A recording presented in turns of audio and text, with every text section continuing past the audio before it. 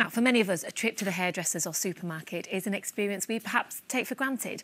But for 1 in 100 autistic children in the UK, it can be a really challenging situation. Yeah, it's World Autism Acceptance Week, so Christine McGuinness, who appeared with us on Morning Live this month to talk about her own diagnosis, has been to a salon that's transforming the lives of young people.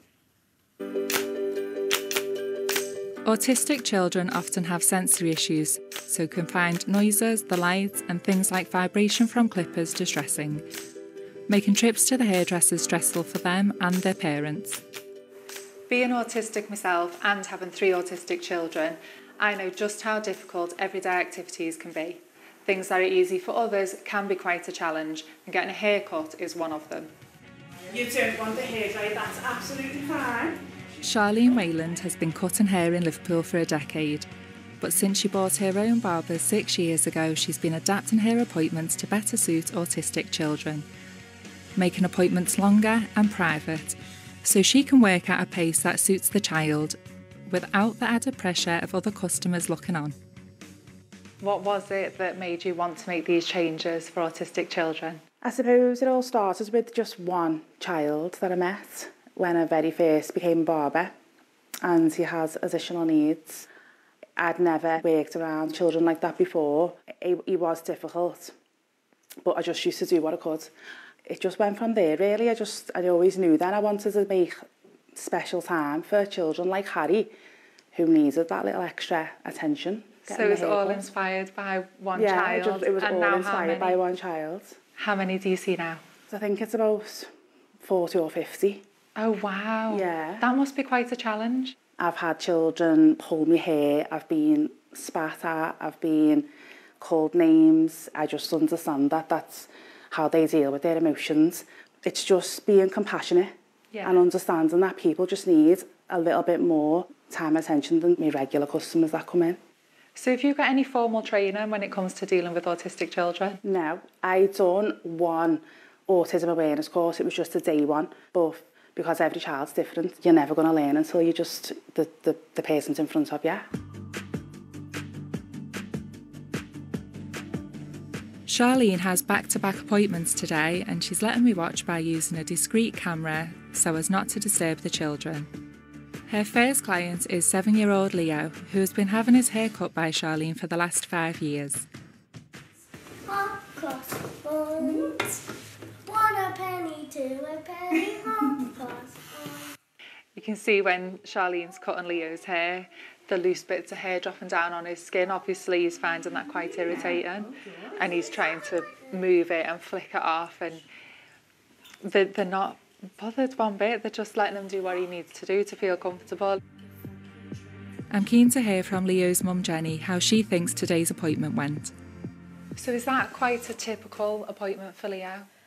It could be a typical appointment, but then next month he could be extremely upset and not be able to even get his hair cut.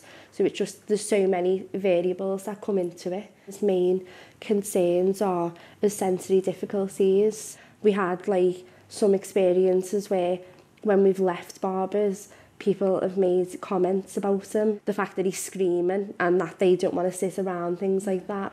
Since we found Charlene, it's taken all of that worry, build up, anxiety away from me, so I can solely focus on supporting him when he's struggling. She doesn't have people here. It's a private appointment. It's not an overwhelming environment for him. There's been many occasions where Leo has been quite physical and quite aggressive and hit out at me, hit out at her, and I've never ever once thought I couldn't possibly go back there. Charlene's next appointment is with 14-year-old Harry, who in fact was Charlene's first autistic client.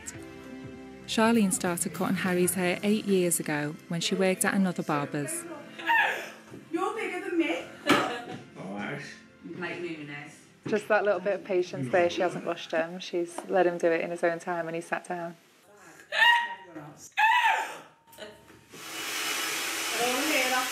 She's explaining what's happening step by step so he knows what's coming next. She's got the clippers right up against his head and he's just sat there allowing her to cut his hair. I don't even know how Charlene's managed to do that, but the difference in Harry from when he first came into his appointment, the first 10 minutes, he was shouting, he was moving about a lot, and now he's sat there just chatting away. He seems really happy to be there. You can tell Charlene and Harry have a great relationship. He started out feeling anxious, but she soon calmed him down. Charlene's final appointment of the day is with 8-year-old Joseph. So Joseph is obviously needing the most support out of all of the clients we've seen today, with both his mum and dad comforting him, keeping his head safe and secure while Charlene cuts his hair. It's hard to watch because he's clearly upset and doesn't want to be there.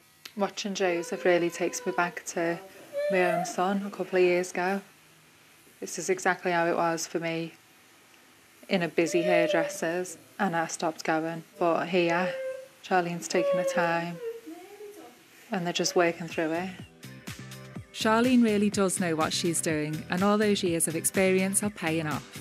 For most children, getting their hair cut is an essential part of growing up. But if your child finds it distressing, consultant psychiatric nurse Ishbel Straker has some ideas on what you can do to help.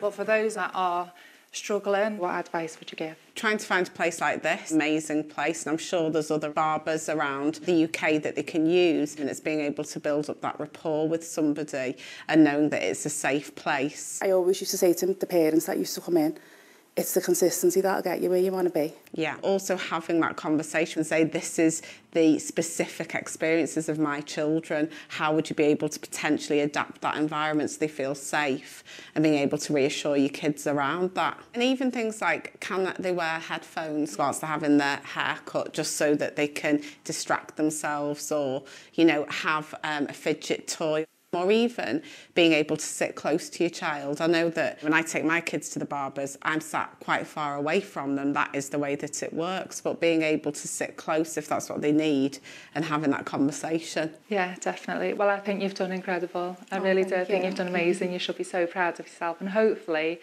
lots of businesses will follow suit. Yeah. Wow, what an incredible lady Charlene is. It's clear to me that we need more businesses like this, and we all need to be doing as much as we can to help support autistic people.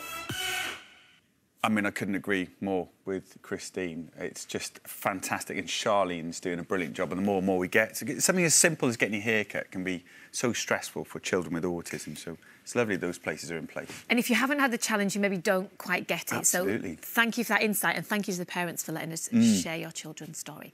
And details of organisations offering information and support with autism are available at bbc.co.uk/actionline. Yes, they are indeed. Now, Rav's got his warning of the week, but he's not here. Dr. Ryan's explains why confusion, dislike of bright lights and the telltale rash mean it's time to act. And presenter Adrian Childs tells us about the joys of herding sheep with the family of Welsh hill farmers for BBC's Country File.